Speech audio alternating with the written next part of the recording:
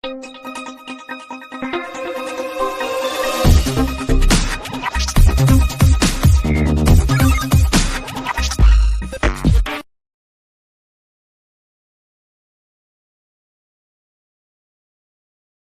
ಕೂಡ ಮೊನ್ನೆ ನೋಟಿಸ್ ಬಂದಿತ್ತು. ನಾನು ನನ್ನ ತಮ್ಮ ಇಬ್ರು ಕೂಡ ಇದಕ್ಕೆ ಹೋಗ್ಬೇಕಾಗಿತ್ತು. ನಾನೊಂದು ಪ್ರಶ್ನೆ ಕೇಳಿ ವಾಪಸ್ ಅವ್ರಿಗೆ ಪತ್ರ ಬರೆದೆ. ಮೊನ್ನೆ ಹೋಗಿ ಡೆಲ್ಲಿಗೆ ಹೋಗಿದ್ದೆ. ನನಗೆ ಅಸೆಂಬ್ಲಿ ಸೆಷನ್ ನಡೀತಾ ಇದೆ. ನೀವು ಇದನ್ನ ಕೇಸ್ ಹಾಕಿದಿರಿ, FIR ಹಾಕಿದಿರಿ. ನೀವು FIR ಹಾಕಿರ್ಬೇಕಾದ್ರೆ ನನಗೆ ಇದು ನೋಟಿಸ್ ಕೊಟ್ಟಿದ್ರಿ. FIR ಕಾಪಿ ಕೊಡಿ ಅಂತ ಕೇಳಿ, FIR ಕಾಪಿ ಕೊಡಿ ಅಂತ ಕೇಳ್ಬಿಟ್ಟು ನಾನು ಬಂದಿದ್ದೆ. ಅವರೆಲ್ಲ ಆಶ್ಚರ್ಯ ಪಡ್ತಾರೆ. ಏನಯ್ಯ ನಿನ್ಗೆ ನೋಟಿಸ್ ಕೊಟ್ಟಿದ್ರೆ ಪ್ರೆಸ್ ಅವ್ರು ಕೇಳೋದು, ನೀನು FIR ಕಾಪಿ ಕೇಳೋದು. ಇಲ್ಲ, ಮತ್ತೆ ಇನ್ ಯಾವ ದಾಖಲೆ ನಾನು ಅವ್ರಿಗೆ ಉತ್ತರ ಕೊಡ್ಲಿ? ಯಾಕೆ ಹಾಕಿದ್ದಾರೆ? ನಾನೊಬ್ಬ ಕಾಂಗ್ರೆಸ್ ಕಾರ್ಯಕರ್ತ. ನನ್ನ ಸ್ವಂತ ದುಡ್ಡನ್ನು ನಾನು ಯಾರು ಬೇಕಾದ್ರೂ ಕೊಡ್ತೀನಿ. ಕಾಂಗ್ರೆಸ್ಗೆ ಕೊಡ್ತೀನಿ, ಕಾಂಗ್ರೆಸ್ ಕಚೇರಿಗೆ ಕೊಡ್ತೀನಿ. ಈಗ ನಮ್ಮ MLAಗಳೆಲ್ಲ 25,000 ಅವ್ರು ಸಂಬಳ ಕೊಡ್ತಾ ಇದ್ದಾರೆ. ಇಲ್ಲಿ ಕೂತಿರೋರೆಲ್ಲ 25,000 ಸಂಬಳ, ಅವ್ರು ಬರೋ ಸಂಬಳನ ಕೊಡ್ತಾ ಇದ್ದಾರೆ. ಇವ್ರಿಗೆಲ್ಲ ನಾನು ಯಾವ್ದೋ ಖರ್ಚು ಮಾಡಿದ್ರೆ ನೀನು ಎಲ್ಲ ಕೊಟ್ಬಿಟ್ಟಿದ್ಯ ಅಂತ ಇವ್ರಿಗೆಲ್ಲ ನೋಟಿಸ್ ಕೊಟ್ಟರೆ ಏನ್ ಹೇಳಕ್ಕೆ? ಇವ್ರು ಕೊಡದೆ ಇನ್ ಯಾರು BJP ಕೊಟ್ಟಾರೆ ನಮ್ಗೆ? ಇಲ್ಲ 1,000 ಕೊಟ್ಟಿರ್ಬೋದು, ಇಲ್ಲ ಕೊಡ್ತಾ ಇದ್ದಾರೆ. ಪ್ರತಿ ತಿಂಗಳು ಇವರೆಲ್ಲ ಕೊಡ್ತಾ ಇದ್ದಾರೆ. ಹಂಗೆ ನಾನು ಕೂಡ ಒಂದಷ್ಟು ದುಡ್ಡನ್ನ ಕೊಟ್ಟಿದ್ದೆ. ಅದಕ್ಕೆ ನಾನು ಲೆಕ್ಕ ಕೇಳ್ತಾ ಇದ್ದೀನಿ, ಅವ್ರಿಗೆ ಕೇಳ್ತಾ ಇದ್ದೀನಿ, ಹೆಂಗೆ ನೀವು ಹಾಕಿದ್ರಿ? ಹಂಗೆ ಇವತ್ತು ನಮ್ಮ ಹೋರಾಟ ನಡ್ಕೊಂಡು ಬಂತು. ಈಗ ನನ್ನ ಮೇಲೂ ಕೂಡ PMLA ಕೇಸ್ ಹಾಕಿ ನಾನು ಜೈಲ್ಗೆ ಜೈಲ್ ಕಳಿಸಿದ್ರು. ಏನಾಯ್ತಾ ಕೇಸು? ಸುಪ್ರೀಂ ಕೋರ್ಟ್ ಅಲ್ಲಿ DK ಶಿವಕುಮಾರ್ ಮೇಲೆ ಹಾಕಿರೋಂತ ಕೇಸು ಸರಿ ಇಲ್ಲ ಅಂತೇಳಿ ಸುಪ್ರೀಂ ಕೋರ್ಟ್ ಅವರು ಈಗಿರೋಂತ ಚೀಫ್ ಜಸ್ಟಿಸ್ ವಜಾ ಮಾಡಿದ್ರು. ನಾನು ಅದನ್ನ ಪ್ರಚಾರಕ್ಕೆ ಇನ್ನ ಬಿಡಕ್ ಹೋಗ್ಲಿಲ್ಲ, ನಾನು ವಜಾ ಮಾಡಿದ್ರು. ಸೊ ನನ್ನ ಮೇಲಿದ್ದಂತ PMLA ಕೇಸು ವಜಾ ಆಯ್ತು. ಹಂಗೆ ಇವತ್ತು ಸೋನಿಯಾ ಗಾಂಧಿ ಅವರ ಮೇಲಿದ್ದಂತ ಕೇಸು, ಪಾಪ ಅವರು ಬೇಲಲ್ಲಿ ಬಂದಿದ್ರು. ರಾಹುಲ್ ಗಾಂಧಿ ಅವರು ಬೇಲ್ ಬಂದಿದ್ರು, ಸುಳ್ಳು ಕೇಸು. ಈ ಕೋಲಾರಲ್ಲಿ ಪ್ರಚಾರ ಮಾಡಿದ್ರೆ, ಅಲ್ಲ ರೀ, ಭಾಷಣ ಮಾಡಿದ್ರೆ ಅವ್ರು ಯಾರೋ ಒಬ್ಬರು ಕೇಳಿ ಕೇಸ್ ಹಾಕ್ಸಿಸ್ಬಿಟ್ಟು ಪಾರ್ಲಿಮೆಂಟ್ ಸೀಟ್ ನಿಂದನೇ ವಜಾ ಮಾಡ್ಬಿಟ್ರಲ್ಲ. ಎಲ್ಲಾರು ಉಂಟೇನ್ರಿ ಈ ದೇಶದಲ್ಲಿ ಸಂವಿಧಾನ, ಈ ದೇಶದಲ್ಲಿ ನ್ಯಾಯಾಂಗ, ಈ ರೀತಿ ದುರುಪಯೋಗ? ಇವತ್ತು ಮತ್ತೆ ಅವರು ಪಾರ್ಲಿಮೆಂಟ್ ಬಂದು ಆ ಕೇಸು ಸ್ಟೇ ಸಿಕ್ಕಿ ಪಾರ್ಲಿಮೆಂಟ್ ಅಲ್ಲಿ ಆಯ್ಕೆಯಾಗಿ ಇವತ್ತು ಈ ದೇಶದ ವಿರೋಧ ಪಕ್ಷದ ನಾಯಕರಾಗಿ ಕೆಲಸ ಮಾಡ್ತಾ ಇದ್ದಾರೆ. ಇವತ್ತು ಮಹಾತ್ಮ ಗಾಂಧೀಜಿಯವರ ಪ್ರತಿಮೆ ಮುಂದೆ ನಾವೆಲ್ಲ ಕೂತಿದ್ದೇವೆ. ಮಹಾತ್ಮ ಗಾಂಧಿ ಪ್ರತಿಮೆಯಲ್ಲಿ ಕೂತಿದ್ದೇವೆ. ಮಹಾತ್ಮ ಗಾಂಧೀಜಿಯವರು ಈ ದೇಶದ ನಾಯಕತ್ವಕ್ಕೆ, ಈ ದೇಶದ ಸ್ವಾತಂತ್ರ್ಯಕ್ಕೆ, ಕಾಂಗ್ರೆಸ್ ಪಕ್ಷಕ್ಕೆ ಮುನ್ನುಡಿಗೆ ಇವತ್ತು ನಮ್ಗೆಲ್ಲ ಕೂಡ ಒಂದು ದೊಡ್ಡ ಶಕ್ತಿಯನ್ನು ತುಂಬಿಕೊಟ್ಟಿದ್ದಾರೆ. ಆ ಪರಂಪರೆಯನ್ನ ಕಾಂಗ್ರೆಸ್ ಪಕ್ಷಕ್ಕೆ ಕೊಟ್ಟಿದ್ದಾರೆ. ನಾವೆಲ್ಲ ಗಾಂಧೀಜಿಯವರ ಮಕ್ಕಳು. ಗಾಂಧೀಜಿಯವರು ನಮಗೆ ಕೊಟ್ಟಂತ ಆದರ್ಶಗಳು, ಅದರಲ್ಲಿ ನಾವು ಪಾಲನೆ ಮಾಡಿಕೊಂಡು ಇಡೀ ಕಾಂಗ್ರೆಸ್ ಪಕ್ಷದ ಎಲ್ಲ ಕಾರ್ಯಕರ್ತರು ನಾವೆಲ್ಲ ಕೆಲಸ ಮಾಡಿದ್ದೀವಿ. ನಮಗೆ ರಾಷ್ಟ್ರಧ್ವಜ ಕೊಟ್ಟಿದ್ದಾರೆ. ರಾಷ್ಟ್ರಧ್ವಜ ಈ ದೇಶಕ್ಕೆ ಕೊಟ್ಟಿದ್ದಾರೆ. ರಾಷ್ಟ್ರಗೀತೆ ಕೊಟ್ಟಿದ್ದಾರೆ, ಈ ದೇಶಕ್ಕೆ ಕೊಟ್ಟಿದ್ದಾರೆ. ಇದೆಲ್ಲ ಕೊಟ್ಟದ್ದು ಕಾಂಗ್ರೆಸ್ ಪಕ್ಷ. ಹಂಗೆ ಇವತ್ತು ನ್ಯಾಷನಲ್ ಹೆರಾಲ್ಡ್ ಕೂಡ ಈ ದೇಶದ ಆಸ್ತಿ. ದ್ವೇಷದ ರಾಜಕಾರಣ ಬಿಜೆಪಿಯ ಆಸ್ತಿ. ನ್ಯಾಷನಲ್ ಹೆರಾಲ್ಡ್ ದೇಶದ ಆಸ್ತಿ, ದ್ವೇಷದ ರಾಜಕಾರಣ ಬಿಜೆಪಿಯ ಆಸ್ತಿ.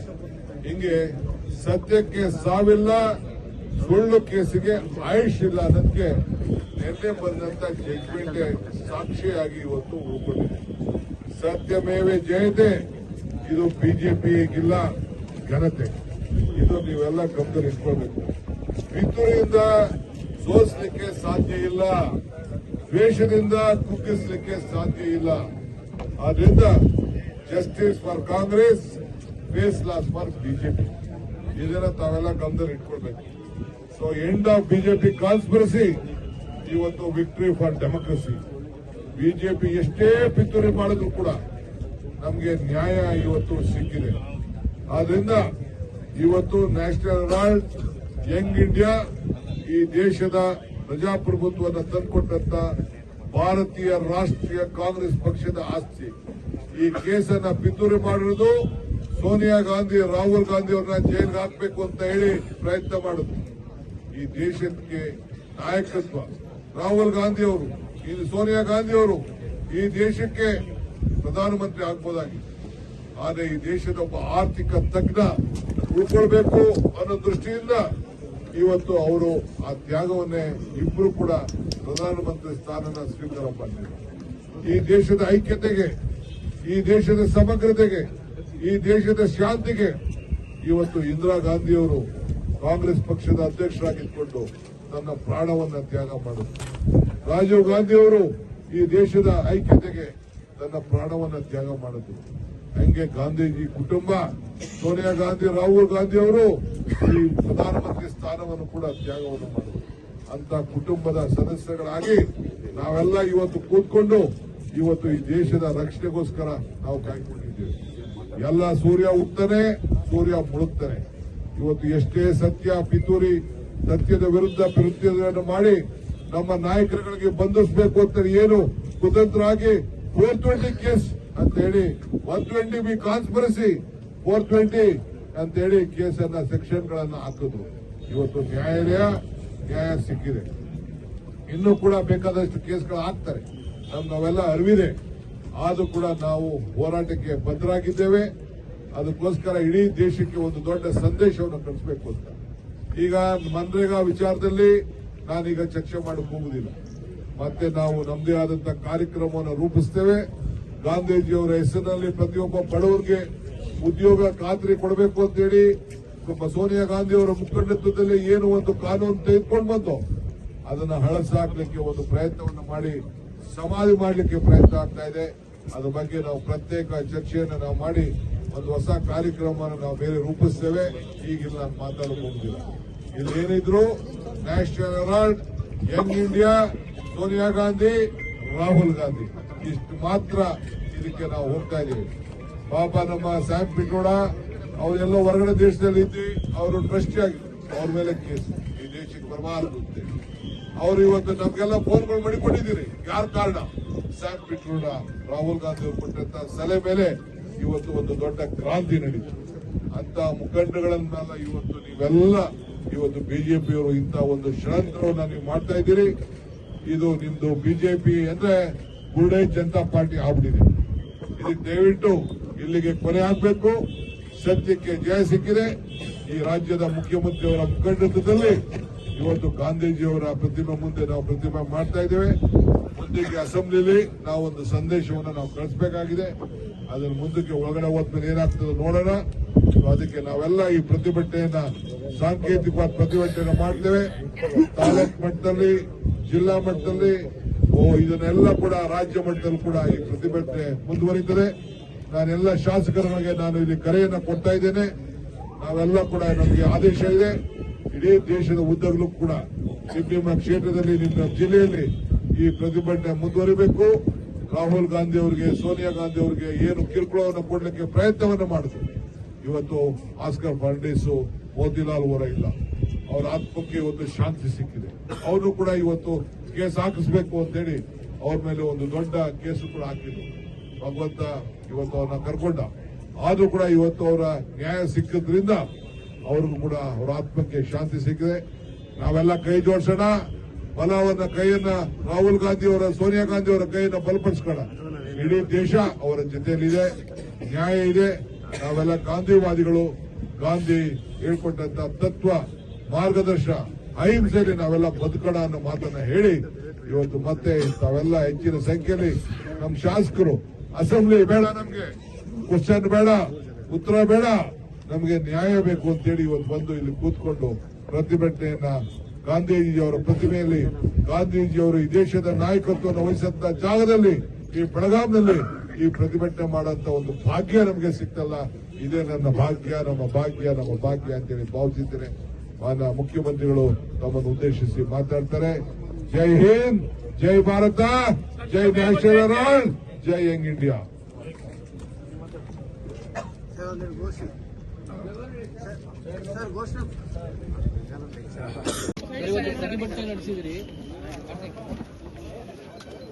ಇವತ್ತು ಮಹಾತ್ಮ ಗಾಂಧೀಜಿಯವರು 100 ವರ್ಷ ಆಯಿತು ಈ ಬೆಳಗಾಂನಲ್ಲಿ ಬಂದು ಕಾಂಗ್ರೆಸ್ನ ಅಧ್ಯಕ್ಷರಾಗಿ ಅಧಿಕಾರವನ್ನು ತೆಗೆದುಕೊಂಡಿದ್ರು. ಈ ದೇಶದ ಸ್ವಾತಂತ್ರ್ಯಕ್ಕೆ ಜವಾಬ್ದಾರಿ ತೆಗೆದುಕೊಂಡಿದ್ರು. ಆ ಜಾಗದಲ್ಲಿ ಇವತ್ತು ಮಲ್ಲಿಕಾರ್ಜುನ್ ಖರ್ಗೆ ಅವರು ಕೂತಿದ್ದಾರೆ.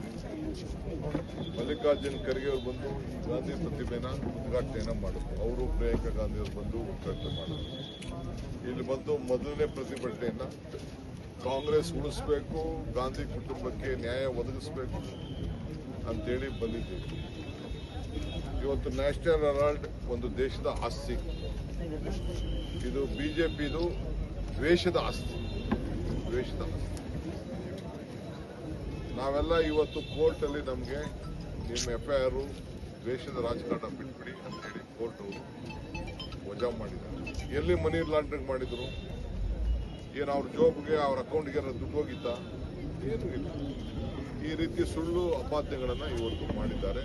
ನನ್ನ ಮೇಲೂ ಕೇಸ್ ಹಾಕಿದ್ದಾರೆ. ಇದಕ್ಕೆ ನನ್ನೂ ಕರೆದಿದ್ದಾರೆ. ನಾನು ಮೊನ್ನೆ ಹೇಳಿದೆ, ನೀವು FIR ಕೊಡಿ ಅಂತ ಹೇಳಿ ಎಲ್ಲ ಇಡಿಗೆಲ್ಲ ಹೋಗಿ ಬಂದೆ. ನಾನು ಇದೇ ವಿಚಾರಕ್ಕೆ ಹೋಗಿ ಬಂದೆ.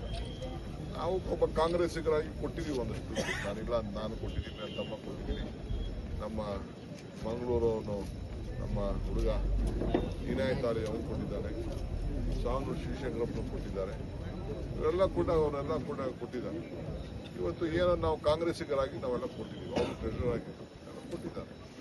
ಸೊ ನಮ್ಮ ಮೇಲೆಲ್ಲ ಕೇಸ್ ಹಾಕಿ ನಮಗೆಲ್ಲ ಕಿರುಕುಳ ಕೊಟ್ಟು ಎದುರಿಸುವಂಥ ಕೆಲಸ ಇವತ್ತು ಮಾಡ್ತಾ ಇದ್ದಾರೆ. ಇವತ್ತು ಕಾಂಗ್ರೆಸ್ಸಿಗರು ಯಾವತ್ತೂ ಎದುರುದಿಲ್ಲ. ಪ್ರಾಣ ತ್ಯಾಗ ಮಾಡಿದಂಥ ನಮ್ಮ ನೇಣಿಗಳು ಆದರ್ಶವಾಗಿ ಇವತ್ತು ಇದ್ದಾರೆ. ಹಾಗೆ ಇವತ್ತು ಸತ್ಯಕ್ಕೆ ಸಾವಿಲ್ಲ. ಇದು ಯಾಕೆಂದರೆ ಸತ್ಯ ಯಾವತ್ತು ಉಳಿತದೆ. ಸುಳ್ಳು ಕೇಸ್ಗೆ ಆಯುಷ್ಯ ಇಲ್ಲ. ಸುಳ್ಳಿನ ಕೇಸ್ಗೆ ಯಾವತ್ತೂ ಆಯುಷ್ಯ ಇಲ್ಲ. ಸತ್ಯಕ್ಕೆ ಸಾವಿಲ್ಲ. ಇದನ್ನು ನಾನು ಹೇಳಲಿಕ್ಕೆ ಬಯಸ್ತಾ ಇದ್ದೇನೆ. ಸೊ ಇವತ್ತು ನಮಗೆ ನ್ಯಾಯ ಇವತ್ತು ಸಿಕ್ಕಿದೆ. ಇವತ್ತು ತಮ್ಗೆ ನಾನು ಹೇಳೋದಿಷ್ಟೇ, ಇದು ಪಂಚಾಯತ್ ರಾಜ್ ವ್ಯವಸ್ಥೆಯಲ್ಲಿ ಏನು ಮನ್ರೇಗಾ ಇತ್ತು ಅದರ ಮೇಲೆ ಇವತ್ತು ಗಾಂಧೀಜಿ ಹೆಸರನ್ನ ತೆಗೆದಾಕ್ಬಿಟ್ಟು ಅಂತ ಹೊರಟಿದ್ದಾರೆ. ಈ ಗಾಂಧೀಜಿ ನೋಟ್ನ ನೀವು ತೆಗೆದಾಕ್ತೀರಾ? ಅವರೇ ನೀವು ಗೋಡ್ಸೆ ಫೋಟೋ ಹಾಕೊಂಬಿಡಿ ನೋಡೋಣ. ಗಾಂಧಿ ನೋಟ್ನ ತೆಗೆಯಕ್ಕೆ ಆಯ್ತದ ಈಗ? ಹಂಗೆ ಇವತ್ತು ಗಾಂಧೀಜಿ ಹೆಸರನ್ನ ತೆಗೆದಾಕಕ್ಕೆ ಇವತ್ತು ನೀವು ಹೊರಟಿದ್ದೀರಿ. ನಾವೇನು ರಾಮನ್ನ ಪೂಜೆ ಮಾಡಿಬಿಡಿ ಅಂದ್ರೆ ನಾನು ರಾಮನ ಪೂಜೆ ಮಾಡ್ತೀನಿ. ರಾಮನ್ಕಿನ್ನ ನಾನು ಸೀತೆ ಬಗ್ಗೆ ಇದು ಭಾಳ ಲಾಯಲ್, ಆ ನಿಷ್ಠೆ ನನಗೆ. ನಾನು ನೋಡಿದ್ದೀನಿ Ramayana. Sita is more stronger then Rama, ಅವಳ ಭಕ್ತಿ. ಸೊ ಹಂಗೆ ಆ ನಿಷ್ಠೆ. ಸೊ ರಾಮನಿಗೆ ಉತ್ತರ ಭಾರತದಲ್ಲಿ ರಾವಣನ ಪೂಜೆ ಮಾಡ್ತಾರೆ. ಸೊ ಕೆಲವರು ಹನುಮಂತನ ಪೂಜೆ ಮಾಡ್ತಾರೆ. ಹನುಮಂತನ ರಾಮಾಯಣದಲ್ಲಿರುವಂಥ ಹನುಮಂತನ ಅಂದ್ರೆ ಯಾಕೆ? ರಾಮನ ತಂದೆ ದಶರಥ ಮಹಾರಾಜ, ಅವನ ದೇವಸ್ಥಾನ ಇಲ್ಲ. ಆದರೆ ರಾಮನ ಮಂಟ ಆಂಜನೇಯನ ದೇವಸ್ಥಾನ ಇದೆ. ಯಾಕೆ? ಒಬ್ಬ ಸೇವಕ, ಒಬ್ಬ ಸಮಾಜ ಸೇವಕ ಆಂಜನೇಯ ಅಂತೇಳಿ ಅವನ್ನ ಎಲ್ಲ ಪೂಜೆ ಮಾಡ್ತಾರೆ. ಹಂಗೆ ಇವತ್ತು ನಾವೆಲ್ಲ ಗಾಂಧೀಜಿಯ ಪುತ್ರರು. ನಾವೆಲ್ಲ we are the family members of Gandhiji. All Congress men R Gandhiji party family members. So Gandhiji ಹೆಸರನ್ನ ತೆಗೆಯಕ್ಕೆ ಕೊಟ್ಟಿರೋದು ಇದು ದುರಂತ. ಕೊನೆ ದಿನಗಳ ಕಾಲ ಪ್ರಾರಂಭ ಆಗಿದೆ. ಬಿಜೆಪಿ ಬುರುಡೆ ಪಾರ್ಟಿಗೆ ಇದು ಕೊನೆ ದಿನಗಳ ಪ್ರಾರಂಭ ಆಗಿದೆ. ಈಗ ಮನವಿ ಮಾಡಿಕೊಡ್ತಾ ಇದ್ದೇನೆ, ಇದು ನಿಮ್ಗೆ ಸಾಧ್ಯ ಇಲ್ಲ. ಸಂವಿಧಾನ ಬದಲಾಯಿಸ್ಲಿಕ್ಕೆ ಸಾಧ್ಯ ಇಲ್ಲ. ರಾಷ್ಟ್ರಗೀತೆ ತೆಗೆದಾಕ್ಲಿಕ್ಕೆ ಸಾಧ್ಯ ಇಲ್ಲ. ಪ್ರಜಾಪ್ರಭುತ್ವ ತೆಗಿಲಿಕ್ಕೆ ಸಾಧ್ಯ ಇಲ್ಲ. ಸೊ ರಾಷ್ಟ್ರಗೀತೆ, ರಾಷ್ಟ್ರಧ್ವಜ, ಸಂವಿಧಾನ, ಪ್ರಜಾಪ್ರಭುತ್ವ ಇದನ್ನೆಲ್ಲ ಕೊಟ್ಟಿರೋದು ಕಾಂಗ್ರೆಸ್ ಪಾರ್ಟಿ. ಗಾಂಧೀಜಿ ನಾಯಕತ್ವವನ್ನ ಮಾಡಿದ್ದಂಥ ಪಾರ್ಟಿ. ಗಾಂಧಿ ಕುಟುಂಬ ಎಲ್ಲ ಆಸ್ತಿಗಳನ್ನ ಕೊಟ್ಬಿಟ್ಟು, ಮೋತಿಲಾಲ್ ನೆಹರು ಅವರು ಎಷ್ಟೋ ಸಾವಿರಾರು ಕೋಟಿ ರೂಪಾಯಿ ಆಸ್ತಿಗಳು ಎಲ್ಲ ಕೊಟ್ಬಿಟ್ಟು, ಅದನ್ನು ಹೋಗಿ ಕಾಂಗ್ರೆಸ್ ಪಾರ್ಟಿ ಹೆಸರಿನಲ್ಲಿ ಇದ್ದಂಥ ಆಸ್ತಿಗಳಿಗೆ ಅವ್ರ ಮೇಲೆ ಶೇರ್ ಇಟ್ಕೊಂಡಿದ್ರೆ ನೀವು ಕೇಸ್ ಹಾಕ್ಬಿಟ್ರೆ ಏನಿದು? ಈಗ ಇವ್ರು ಚೇರ್ಮನ್ ಅವರಪ್ಪ, ಇವರು ಒಂದು ಶೇರ್ 2 ಶೇರ್ ಇವ್ರ ಹೆಸರು ಇಟ್ಬಿಟ್ಟು ಇವ್ರು ಹಾಕಿದ್ರು. ಇವ್ರು ಚೇರ್ಮನ್ಗಿರು ಹೋದ ತಕ್ಷಣ ಬೇರೆಯವ್ರು ಬರ್ತಾರೆ, ಸರ್ಕಾರಕ್ಕೆ ಬರ್ತಾರೆ. ಹಂಗೆ ಎಲ್ಲರದು ಕೂಡ ಹಂಗೆ ಒಬ್ಬೊಬ್ಬರು ಒಂದು ಬೋರ್ಡ್ ಚೇರ್ಮನ್ಗಳು ಆಗಿದ್ದಾರೆ. ಸೊ ಇದು ಸರಿ ಇಲ್ಲ. ನಮ್ಮ ಪ್ರತಿಭಟನೆ ಮುಂದುವರಿತದೆ. ಹಳ್ಳಿಯಲ್ಲಿ ಪಂಚಾಯತ್ ಲೆವೆಲಲ್ಲೂ ಕೂಡ ಇದನ್ನ ನಾವು ಮಾಡ್ತೇವೆ. ಇದಕ್ಕೆ ನಾನು ರೂಪುರೇಷೆಗಳನ್ನು ತಯಾರು ಮಾಡಿ ನಿಮ್ಗೆ ನಾನು ತಿಳಿಸ್ತೇನೆ. ಸರಿ, ಗೃಹಲಕ್ಷ್ಮಿದು ಹಣ ಬಗ್ಗೆ ಯಾವ ತಪ್ಪು ಮಾಹಿತಿ ಆಯ್ತು? ಅವ್ರು ತಪ್ಪು ಮಾಹಿತಿ ಅಂದ್ರೆ ಬೇಕಾದ್ರೆ ಅವ್ರದ್ದು ಇದನ್ನ ಪ್ರಿವಿಲೇಜ್ ಮೋಷನ್ ಇದೆಯಲ್ಲ ಮಾಡ್ಲಿ. ಫಸ್ಟು ಮಾನ ಮರ್ಯಾದೆ ಇದ್ರೆ ಈ ನರೇಗಾ ದುಡ್ಡು ಬಂದಿಲ್ಲ 50 ಗಂಟೆ. ಯಾಕೆ ಬಿಜೆಪಿ ಅವ್ರು ಮಾತಾಡ್ತಾ ಇಲ್ಲ? ನರೇಗಾ ದುಡ್ಡು ಬರಲಿಲ್ಲ, ಇರಿಗೇಷನ್ ದುಡ್ಡು ಬರಲಿಲ್ಲ, ಕೇಂದ್ರ ಸರ್ಕಾರದ ಯಾವ ದುಡ್ಡು ಬರಲಿಲ್ಲ. ಇರಿಗೇಷನ್ ಏನ್ ಕೊಡ್ಬೇಕಾಯ್ತೋ, ಏನ್ ಬಜೆಟ್ ಅಲ್ಲಿ ಪಾಸ್ ಆಗಿತ್ತು ಅದು ಬರಲಿಲ್ಲ. ಮಾನ ಮರ್ಯಾದೆ ಇದ್ರೆ ಫಸ್ಟ್ ಅದು ಉತ್ತರ ಹೇಳಿ. ಈ ನರೇಗಾ ದುಡ್ಡು ಇನ್ನ ಇವತ್ತವರೆಗೂ ಬಂದಿಲ್ಲ. ಜಲ್ ಜೀವನ್ ಮಿಷನ್ ದುಡ್ಡು ಬಂದಿಲ್ಲ. ನಾವು ಗೃಹಲಕ್ಷ್ಮಿ ಕೊಟ್ಟಿರೋರು ನಾವು, ಗೃಹ ಜ್ಯೋತಿ ಕೊಟ್ಟಿರೋರು ನಾವು, ಕೊಡ್ತೀವಿ ನಾವು. ಈಗೆಲ್ಲ ನಮ್ಗೆ GST ಇಂದ 15,000 ಕೋಟಿ ರೂಪಾಯಿ ನಮ್ಗೆ ಲಾಸ್ ಆಯ್ತು. ಯಾರು ಕೊಡೋರು ಅದನ್ನ? ಇನ್ನ ಕೇಂದ್ರ ಸರ್ಕಾರ ₹1 ಕೊಟ್ಟಿಲ್ಲ. ಏನ್ ಗೃಹಲಕ್ಷ್ಮಿ ದುಡ್ಡು ಏನು ಇವು ಲಕ್ಷ್ಮೀ ಹೆಬ್ಬಾಳ್ಕರ್ ಏನು ತಿನ್ಬಿಟ್ಟಾಡ ದುಡ್ಡ? ₹1 ಲಂಚ ಇಲ್ಲದೆ ಎಲ್ಲರ ಅಕೌಂಟ್ಗೆ ಹೋಗಿ ಆಗ್ತಾ ಇತ್ತು. DBTಲಿ ಆ ದುಡ್ಡು ಬರ್ತಾ ಇದೆ, ದುಡ್ಡನ್ನ ಟ್ರಾನ್ಸ್ಫರ್ ಮಾಡ್ತೀವಿ. ಎಷ್ಟೋ ಕೆಲವು ಸಂದರ್ಭದಲ್ಲಿ ಈಗ ಒಂದೇ ಸತಿ ಕೊಟ್ಬಿಟ್ರಪ್ಪ ಬೇರೆ ಸ್ಟೇಟ್ ಅಲ್ಲಿ, 1 ವರ್ಷದ ಎಲ್ಲ ದುಡ್ಡು ಒಂದೇ ಸತಿ ಕೊಟ್ಬಿಟ್ರು. ಹಂಗೆ ನಾವು ನೋಡ್ತೀವಿ ಅದು ಏನಾಗಿದೆ ಅಂತ ನಾವು ನೋಡ್ತೀವಿ. ಎಲ್ಲ ಮುಚ್ಚು ಮರೆಯಲ್ಲ. ಒಂದೊಂದು ತಿಂಗಳು ದುಡ್ಡು ಕಲೆಕ್ಷನ್ ಆಗ್ಬೇಕಲ್ಲ ಬ್ಯಾಂಕ್ ಅಕೌಂಟ್ಗೆ. ಈಗ ನಾನು ಕಾಂಗ್ರೆಸ್ ಆಫೀಸಲ್ಲಿ ಸಂಬಳನ ಕೆಲವು ಟೈಮಲ್ಲಿ 1 ತಿಂಗಳು ಲೇಟಾಗಿ ಕೊಡ್ತೀವಿ. ಈಗ ನಿಮ್ ಬರೋ ಬಿಲ್ಗಳು, ಈಗ ನಮ್ಮ ಕಾಂಟ್ರಾಕ್ಟ್ ಬಿಲ್ಗಳನ್ನೆಲ್ಲ 3 ವರ್ಷ ಆದ್ರೂ ನಾವು ಕೊಟ್ಟಿಲ್ಲ. ಪಾಪ ಕೆಲಸ ಮಾಡ್ತವ್ರೆ, 3 ವರ್ಷ ಆದ್ರೂ ಕೊಟ್ಟಿಲ್ಲ. ₹1ಗೆ 9% ಕೊಡ್ತೀನಿ ನಾನು. 9% ಅಂದ್ರೆ 10% ದುಡ್ಡು ಬಿಲ್ ಬಂದಾಗ. ಸೊ ಹಂಗೆ ಲೇಟ್ ಆಗ್ತದೆ. ಏನ್ ಮಾಡಕ್ಕಾಗ್ತದೆ? ಯಾರು ಪಾಪ ಯಾರು ದುಡ್ಡವ್ರು ಯಾರು ಇಲ್ಲ. ಇವರು ವಿರೋಧ ಮಾಡಿದವರು. ಇವರು ಗೃಹಲಕ್ಷ್ಮಿ, ಗೃಹ ಜ್ಯೋತಿ, ಪಂಚ ಗ್ಯಾರಂಟಿನ ಮಾಡಿದ್ರು. ಈ 5 ಬೆರಳು ಸೇರಿ ಕೈ ಮುಷ್ಟಿ ಗಟ್ಟಿ ಆಯ್ತು. ಈ ಮುಷ್ಟಿ 5 ಗ್ಯಾರಂಟಿ ಸೇರಿ ಕೈ ಗಟ್ಟಿ ಆಯ್ತು. ಅದಕ್ಕೆ ತಡ್ಕೊಳಕ್ ಆಗ್ತಾ ಇಲ್ಲ. ಫಸ್ಟ್ ದುಡ್ಡು ನಮ್ಗೆ ನರೇಗಾ ದುಡ್ಡು, ಜಲ್ ಜೀವನ್ ಮಿಷನ್ ದುಡ್ಡು, ಆ ದುಡ್ಡು ಫಸ್ಟ್ ಕೊಡಿಸ್ಲಿ. ಇರಿಗೇಷನ್ ದುಡ್ಡು ಕೊಡ್ಲಿ, ಪರಿಹಾರದ ದುಡ್ಡು ಕೊಡ್ಲಿ, ಅದ್ರ ಬಗ್ಗೆ ಮಾತಾಡ್ಲಿ. ಸರ್, ಸಂಬಂಧಪಟ್ಟಂತ ಸಚಿವೆ ಕಾಣೆ ಆಗಿದ್ದಾರೆ ಅಂತ ಟ್ರೋಲ್ ಮಾಡ್ತಿದ್ದಾರೆ ಸರ್. ಇದೇ ಕ್ಷೇತ್ರದಲ್ಲಿ ಇರೋದವರು, ಇದೇ ಕ್ಷೇತ್ರದಲ್ಲಿ ಇರೋದು. ನಿನ್ನೆ ಎಲ್ಲ ನಾನು ನೋಡಿದ್ದೀನಪ್ಪ. ನಾನೇ ಉತ್ತರ ಕೊಡೋಣ ಅಂತ ದಾಖಲೆ ತರಿಸ್ಕೊಂಡೆ, ಅದ್ಯಾಕೋ ಎತ್ತಲಿಲ್ಲ. ಈಗ ಎತ್ತಲಿ ಉತ್ತರ ಕೊಡ್ತೀನಿ.